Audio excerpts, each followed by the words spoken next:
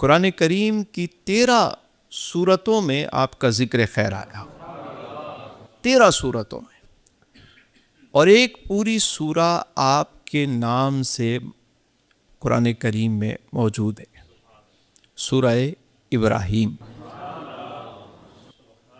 ابو الانبیاء سیدنا ابراہیم خلیل اللہ علیہ السلام، جلیل القدر پیغمبر۔ جب بھی حج کا مہینہ آتا ہے تو ہم سب حضرت ابراہیم علیہ السلام کا ذکر ضرور سنتے ہیں، مگر اس کو ایک الگ زاویے سے، ایک الگ انداز سے آج ہم سمجھنے کی کوشش کرتے ہیں کہ یہ واقعہ اتنا اہم کیوں ہے، اور آپ علیہ السلام کے بعد جتنے انبیاء دنیا میں تشریف لائے وہ آپ ہی کی اولاد سے ہیں۔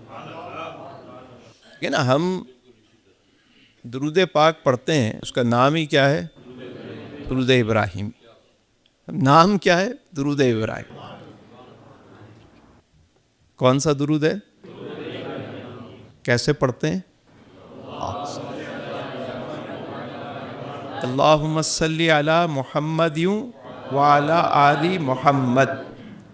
اے اللہ تو رحمت نازل فرما اپنے پیارے محبوب حضرت محمد صلی اللہ علیہ وآلہ وسلم پر اور آل محمد پر صلی اللہ علیہ وسلم۔ کما صلیت علی ابراہیم وعلی آل ابراہیم، جیسا کہ تو نے رحمت نازل فرمائی حضرت ابراہیم پر اور آل ابراہیم پر۔ انک حمید مجید، یقیناً ساری حمد، ساری شان تیرے لیے۔ حضرت ابراہیم علیہ السلام پر درود بھیجنا، اور 2 مرتبہ، ایک مرتبہ رحمت کی دعا کرتے ہیں اور ایک مرتبہ برکت کے لیے دعا کرتے ہیں۔ کمال شخصیت۔ ایک گھرانہ ہے، اس میں سیدنا ابراہیم علیہ السلام ہیں، آپ کے صاحبزادے ہیں، ان کا نام ہے حضرت اسماعیل علیہ السلام۔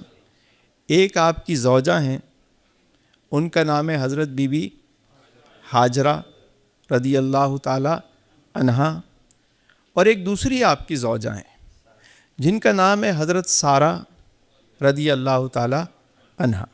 مکۃ المکرمہ جو احباب تشریف لے گئے، حاضر ہوئے، اور جو نہ جا سکے اللہ انہیں بھی سعادت عطا فرمائے، تو وہاں بہت ساری نشانیاں ہیں۔ اللہ نے ان نشانیوں کو، شعائر اللہ کو باقی رکھا۔ تو یہ واقعہ اتنا اہم کیوں ہے؟ سوال یہ بنتا ہے۔ میں بڑے آسان انداز میں 2-4 باتیں بیان کرنے کی کوشش کرتا ہوں۔ حضرت ابراہیم علیہ السلام اور آپ کے گھرانے نے جو قربانیاں پیش کی اور اللہ کے حکم پر جس طرح آمنا اور صدقنا کہا، وہ اپنی مثال آپ ہے۔ یعنی دنیا میں اگر آپ دیکھیں تو کئی ایک چیزیں ہیں جو انسان کے لیے بڑی اہم ہوتی ہیں۔ سب سے پہلے تو اس کا وطن ہوتا ہے، گھر ہوتا ہے، محلہ ہوتا ہے۔ چھوڑنا سب سے زیادہ انسان کے لیے مشکل ہوتا ہے۔ حضرت سیدنا ابراہیم علیہ السلام نے اپنا وطن بھی چھوڑا اور اپنا گھر بھی چھوڑا، ہجرت کی۔ پہلے کہاں؟ عراق، بابل سے آپ تشریف لائے مصر میں، اور پھر مصر سے آپ تشریف لے گئے شام، یعنی جو فلسطین ہے وہاں آپ تشریف لے گئے، اور پھر شام سے آپ مکۃ المکرمہ تشریف لائے، اور وقت کے سب سے بڑے ظالم اور جابر بادشاہ کا بھی آپ نے مقابلہ کیا، جس کا نام تھا نمرود۔ کیا نام تھا؟ نمرود۔ کیا عجیب سا نام ہے، نمرود۔ منہ کا ذائقہ ہی چینج ہو جاتا ہے، نمرود۔ ہم کہتے ہیں ابراہیم تو چہرہ کھل اٹھتا ہے ہمارا۔ جب نمرود کو یہ علم ہوا کہ ایک بچہ پیدا ہوگا اور وہ تمہاری سلطنت کے لیے خطرہ بنے گا، تو اس نے کہا بھائی جو بچہ پیدا اسے قتل کر دو، جیسا کہ فرعون نے کیا تھا۔ اسے بھی بتایا گیا تھا، کاہنوں نے بتایا تھا کہ ایک آنے والا ہے، تو تمہاری سلطنت کو اڑا دے گا، تو کہ بھائی جو بچہ پیدا اسے قتل کر دو. اور یہ دنیا کا ہر ظالم اور جابر یہی کرتا ہے، کام ہی یہی ہے کہ جس کو پتہ لگ جائے کہ اس کی سلطنت کو خطرہ ہے وہ سمجھتا ہے کہ مار ڈالو تو میں بچ جاؤں گا. مگر اللہ کا نظام دیکھیے کہ جس بچے نے آنا تھا وہ آئے بھی اور پھر سامنے کھڑے بھی ہوئے، چاہے وہ حضرت موسیٰ علیہ السلام ہو یا سیدنا ابراہیم علیہ السلام ہو. تو نظام قدرت اپنی جگہ کام کر رہا ہوتا ہے. حتیٰ کہ آپ کو آگ میں ڈالا گیا، آپ نے اس کی بھی پرواہ نہیں کی. آپ نے 12 واقعہ سنا ہوگا. پھر سب سے جو اہم بات ہے جس کی طرف میں آپ کو لانا چاہ رہا ہوں، کیونکہ آپ کی 2 زوجہ تھیں، ایک کا نام تھا حضرت سارہ اور ایک کا نام حضرت بی بی ہاجرہ. سارہ جو ہے وہ رضی اللہ تعالی عنہا بڑی بیگم صاحبہ تھیں، ان کے ہاں کوئی اولاد نہیں تھی، عمر بھی زیادہ ہو گئی. آپ کی زوجہ نے کہا کہ مجھ سے تو کوئی اولاد نہیں ہے، تو کیا ہی اچھا ہو کہ آپ ان سے نکاح کر لیں، ہو سکتا ہے اللہ آپ کو اولاد عطا کر دے. تو سیدنا ابراہیم علیہ السلام نے نکاح فرمایا اور اللہ نے اولاد بھی عطا فرمائی. اب جب اولاد آ گئی تو وہ ایک خواتین کے جذبات تو ہوتے ہیں، فطری چیز ہے، اور قرآن نے اسے بیان بھی کیا، کوئی ایسی بات نہیں ہے. فطری طور پر یہ ہوتا ہے کہ ایک عورت کو اگر بچہ ہو اور دوسرے کے نہ ہو تو فطری ایک جذبات ہوتے ہیں. تو انہوں نے کہا بھائی ٹھیک ہے، اب اولاد ہو گئی، آپ انہیں یہاں سے لے جائیں، بس انہیں کہیں اور رکھیں. حکم خداوندی، اللہ کا حکم ہوا کہ آپ حجاز کی طرف، مکے کی طرف سفر کریں. آپ اپنی زوجہ اور بچے کو لے کر مکۃ المکرمہ میں آ گئے. اور صرف نہیں کہ یہی یہاں آئے، بلکہ اس وادی میں، اس وادی کے اندر جہاں نہ پانی ہے، نہ جہاں پر کوئی انسان ہے، نہ جہاں کوئی کھانے پینے کا سامان ہے، حکم ہوا کہ یہاں چھوڑو اور آپ چلے جائیں. یہ ایک عجب معاملہ ہے. اس بات کو صرف سمجھیے جس طرف میں آپ کو لانا چاہ رہا تھا کہ ایک بیٹا ہو اور وہ بھی دعاؤں سے، عمر بھی زیادہ ہو، اولاد ہو. آپ جن کی شادی ہوئی ہے، جو اولاد والے ہیں، تو ذرا سوچیں کہ یہ کہا جائے کہ اپنی بیوی کو اور بچے کو اس وادی میں چھوڑ کر آپ چلے جائیں. آپ ذرا اس منظر کو، اور وہ عرب کا صحرا، عرب کی گرمی، نہ وہاں کوئی، اس وقت تک تو کوئی پانی کا نشان نہیں تھا، وہاں پہ کوئی آبادی نہیں تھی، کوئی انسان نہیں بستے تھے وہاں پہ. اب حکم خداوندی ہوا تو آپ نے ایک تھوڑے سے کھجور تھے، وہ ایک بوٹلی تھی اور تھوڑا سا پانی تھا، وہ ساتھ میں چھوڑا اور واپس تشریف لے جانے لگے. تو حضرت بی بی ہاجرہ نے پوچھا کہ ہمیں کہاں چھوڑ کر چل دیا، کہاں چھوڑ کے جا رہے ہیں؟ آپ خاموش رہے، آپ چلتے رہے. پھر انہوں نے پوچھا، پھر زوجہ نے پوچھا کہ کیا یہ اللہ کا حکم ہے؟ تو فرمایا ہاں اللہ کا حکم ہے. تو سبحان اللہ، حضرت بی بی ہاجرہ نے فرمایا کہ اگر یہ اللہ کا حکم ہے تو اللہ ہمیں ضائع ہونے نہیں دے گا. سبحان اللہ. یعنی اللہ نے اس واقعے میں یہ بھی بتایا کہ پالنے والا حقیقی کون ہے؟ اللہ تعالیٰ ہے. ہم جو سمجھتے ہیں کہ اولاد کی فکر میں نہ حلال کو دیکھتے ہیں نہ حرام کو دیکھتے ہیں کہ بچوں کا کیا بنے گا، بچوں کا کیا ہوگا، بچوں کا کیا ہوگا، تو اللہ نے اس واقعے میں یہ بھی بتایا کہ پالنے والی ذات رب العالمین ہے، وہ تمام عالمین کا رب ہے، پالنے والا ہے. تو اس وادی میں چھوڑ دیا. اور پھر دیکھیے کہ اللہ نے کیسے وہاں انتظام فرمایا. پانی نہیں ہے، پانی جو تھا وہ ختم ہو گیا. تو سیدہ دوڑی، بی بی ہاجرہ صفا مروہ کے درمیان دوڑ رہی ہیں، کبھی اونچی ٹیلے پہ کھڑے ہو کے دیکھتی ہیں کہ کوئی انسان نظر آ جائے، کہیں کوئی پانی کے آثار نظر آئیں، نہیں، کبھی اس پہاڑ کبھی اس پہاڑ، اور پھر آ کے کیا دیکھتی ہیں کہ سیدنا اسماعیل کے قدموں سے پانی کا چشمہ پھوٹ پڑا۔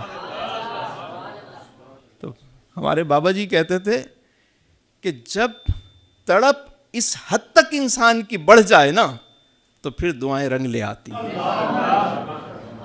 دل سے جو دعا نکلتی ہے اثر رکھتی ہے۔ کبھی وہ تڑپ تو دعا میں پیدا کرو، پر نہیں طاقت پرواز مگر رکھتی ہے۔ بابا جی کہتے تھے کہ دیکھو یہ صفا مروہ ایک ماں دوڑی اپنے بیٹے کے لیے، تو تم بھی کبھی اس جگہ دوڑو تو اپنے بچوں کے لیے دعا کرو، مقام دعا ہے یہ۔ تو آپ دیکھیے کہ جب وہ واپس آئیں تو پانی بھی اللہ نے پانی کا انتظام بھی کر دیا۔ پھر قدرت خدا کی دیکھیے کہ وہاں ایک قافلہ آ کے ٹھہر گیا، کھانے پینے کا بھی بندوبست ہو گیا، اور پھر کچھ دنوں کے بعد وہاں تو ایک میلہ سجنا شروع ہو گیا، ایک رونق لگ گئی، اور آہستہ آہستہ وہاں پہ سیدنا اسماعیل علیہ السلام کی پرورش اس ماحول میں ہونے لگی، یہاں تک کہ آپ شہزادوں کی طرح آپ کی پرورش ہوئی۔ اور اللہ نے دکھایا کہ جو ہم پہ بھروسہ کرتے ہیں، جو ہمارے حکم پر عمل کرتے ہیں، ہم انہیں کیسے پالتے ہیں، ان کے لیے کیسے انتظامات کرتے ہیں۔ تو یہ وہ گھرانہ ہے کہ جس کی بے انتہا قربانیاں، صرف ہجرت ہی نہیں ہے، جان کی قربانی آئی تو حضرت ابراہیم علیہ السلام نے نارے نمرود میں آپ کود گئے، بلکہ وہ جو شعر اقبال کا کہ بے خطر کود پڑا آتش نمرود میں عشق، عقل ہے محو تماشائے لب بام، ابھی لب بام، اوپر سے نا وہ جو جھروکوں سے دیکھتی ہے، عقل دیکھ رہی ہے کہ یہ ہو کیا رہا ہے، عشق تو کود پڑا۔ کیا خوبصورت شعر ہے وہ کہ عقل والوں کے نصیبوں میں کہاں ذوق جنوں،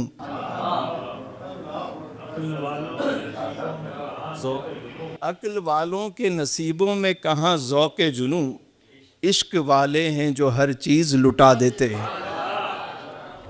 اور بندہ بننا ہے خدا کا تو گدھا بن ان کا، بندہ بننا ہے خدا کا تو گدھا بن ان کا، جو فقیروں کو شہنشاہ بنا دیتے ہیں، جو فقیروں کو، شہنشاہ سے کیا مراد ہے، کوئی مال و دولت عطا کر، وہ تونگری عطا کرتے ہیں، وہ غنا ملتا ہے، وہ سکون ملتا ہے، اور اللہ اللہ کیے جانے سے اللہ نہ ملے، اللہ والے ہیں جو اللہ سے ملا دیتے ہیں، اللہ والے ہیں جو اللہ سے۔ ہمارے علی بھائی کا ایک شعر ہے، ذرا سماعت کیجئے کہ خاطر ایمان کرنا چاہیے، خاطر ایمان کرنا چاہیے، خاطر ایمان کرنا چاہیے، عشق کا اعلان کرنا چاہیے، عشق کا اعلان کرنا چاہیے، عشق ہے تو جانور کے ساتھ ساتھ، عشق ہے تو جانور کے ساتھ ساتھ نفس بھی قربان کرنا چاہیے۔ تو میں عرض کر رہا تھا کہ سیدنا ابراہیم علیہ السلام کی یہ جو قربانی ہے، اور پھر آپ دیکھیے صاحبو کہ ہمارے ہاں ایک اور بات بھی اب عموماً خواتین کی طرف سے خاص طور پہ کی جاتی ہے کہ آج کے دور میں ذرا تصور تو کریں کہ کسی خاتون کو ہو، بچے کو کوئی شوہر چھوڑ کے چلا جائے تو پیچھے کیا کوہرام مچتا ہے، کیسا نتیجہ نکلتا ہے۔ یہاں تو پیچھے شوہر کے خلاف پورا ایک محاذ کھڑا ہو جاتا ہے، بچوں کے جو ذہن کو خراب کیا جاتا ہے نا، اس میں عموماً خواتین کی یہ بات شامل ہوتی ہے، تمہارا باپ ایسا ہے، تمہارا باپ ایسا ہے، تمہارا باپ ایسا ہے، ٹائم نہیں دیتا، خیال نہیں کرتا، یہ نہیں وہ نہیں۔ میری بہنوں، سیدہ بی بی ہاجرہ کی سیرت کو بھی دیکھیے. شوہر چھوڑ کے چلے گئے لیکن بچے کی تربیت کیسی ہے.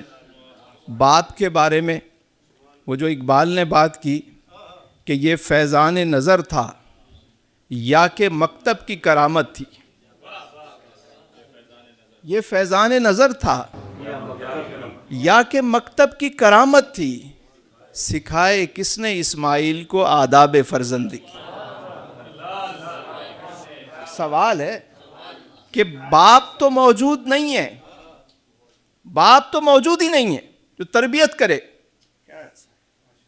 اور مکتب بھی کوئی ایسا مکتب بھی وہاں نہیں ہے. تو پھر یہ کرامت کس کی تھی؟ سکھائے کس نے اسماعیل کو آداب فرزندی. وہ جو ماں کی گود ہے, ماں کی تربیت ہے. باپ نہیں ہے لیکن ماں نے باپ کی محبت جو سکھائی, اللہ کی جو محبت سکھائی, کہ جب والد آئے اور انہوں نے کہا بیٹا میں نے یہ خواب دیکھا ہے, میں یہ عمل کرنا چاہتا ہوں. وہ جو آمنا اور صدقنا ہے کہ آپ مجھے صابرین میں سے پائیں گے, یہ کس نے سکھائے ہیں؟ تو مائیں جب تک بچوں کی تربیت اس انداز سے نہیں کریں گی, اسلامی معاشرہ اس وقت تک نہیں بن سکتا. ہم قربانی تو ہر سال کرتے ہیں اور کرنی بھی چاہیے, مگر سیدہ بی بی ہاجرہ اور سیدنا ابراہیم اور اسماعیل علیہ السلام کی سیرت کے ان پہلوؤں کو بھی ہمیں دیکھنا چاہیے. دوسری بات وہ بھی بڑی اہم ہے, وہ یہ ہے کہ جب کعبے کی تعمیر مکمل ہوئی تو سیدنا ابراہیم علیہ السلام نے دعا کی قبولیت کی. کیا دعا کی؟ کہ اللہ اس خدمت کو قبول فرما. اور دوسرا, جب آپ بیت اللہ کی تعمیر سے فارغ ہوئے تو حکم ہوا کہ کھڑے ہو کر اعلان کرو, اعلان کرو. اب آپ بتائیں کہ مکے میں اس وقت کتنی آبادی تھی, کتنے لوگ تھے؟ تو آپ نے پوچھا یہ کہاں تک آواز جائے گی, کیسے جائے گی؟ تو فرمان ہوا اعلان کرنا تمہارا کام ہے اور اسے پہنچانا ہمارا کام ہے. جس شہر کی برکت کی دعا کی سیدنا ابراہیم علیہ السلام نے, آج دیکھیے صدیاں گزر گئیں, وقت گزر گیا.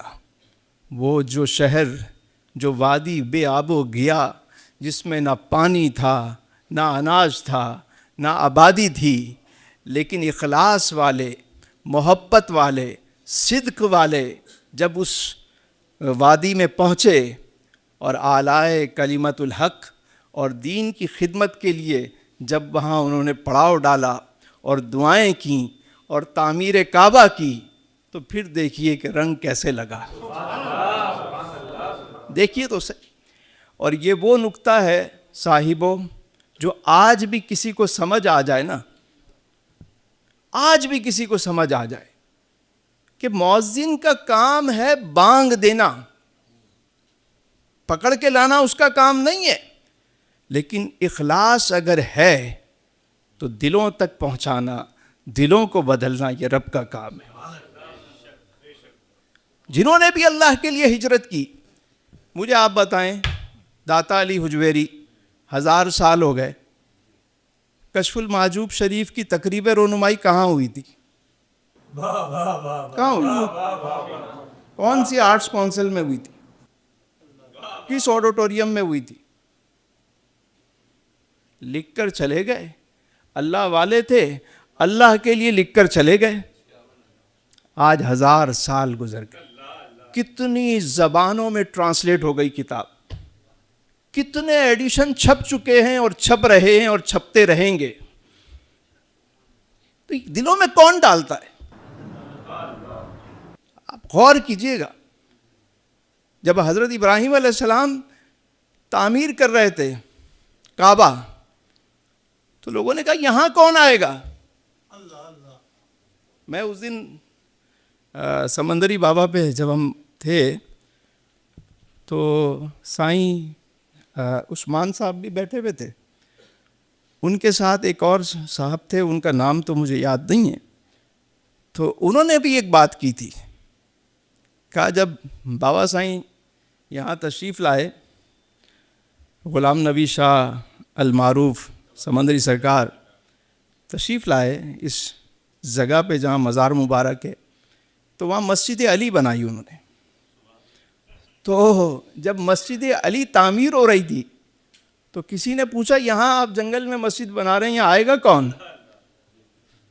تو بابا جی نے فرمایا یہ سوال تو بہت پہلے حضرت ابراہیم علیہ السلام سے بھی ہوا تھا، کون آئے گا؟ بنانا ہمارا کام ہے، بھیجنا اس کا کام ہے. اخلاص سے عمل مان نیہا گان کوہن سے.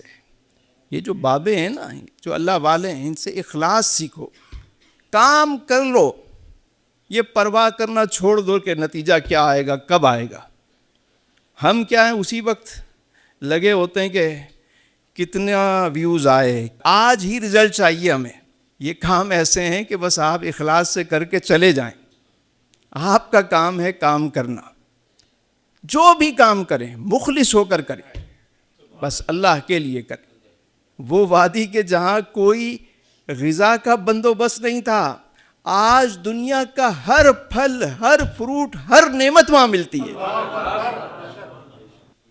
دیکھ لیں، جامعہ امیر حمزہ کے بچے ہمارے آج تشریف لائے ہوئے ہیں، تو وہاں بھی یہی ہوا کہ جب وہ اس گاؤں میں، بستی میں، جب مدرسے کی تعمیر شروع ہوئی، ادارے کی تعمیر شروع ہوئی، تو سب پوچھنے لگے یہاں آئے گا کون، یہاں آئے گا کون. تو بے ساختہ، سڑک بھی نہیں تھی، رستہ بھی نہیں تھا، آئے گا کون. اور میرا خیال ہے 3-4 سال ہوئے ہیں، 4 سال ہوئے ہیں. ماشاءاللہ اس دفعہ ہمارے ادارے کے 50 بچوں نے، قاری صاحب 50 بچوں نے مختلف مقامات پر تراویح سنائی.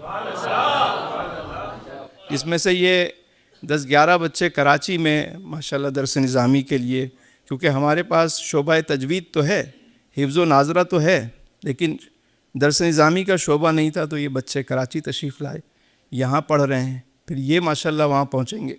250-300 بچے ہمارے پاس ہیں، اتنی ہی کیپیسٹی تھی وہاں پہ.